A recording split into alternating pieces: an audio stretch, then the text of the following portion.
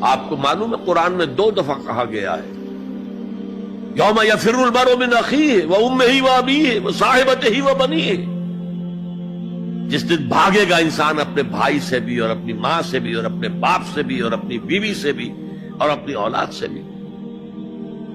کیوں؟ نفسی نفسی نفسی نفسی نفسی نفسی، مجھے بچا لیا جائے، مجھے بچا لیا جائے، میری اولاد کو جھونک دو، میرے ماں باپ کو جھونک دو، میری بیوی کو جھونک دو، بیوی کہے گی میرے شوہر کو جھونک دو، مجھے بچا۔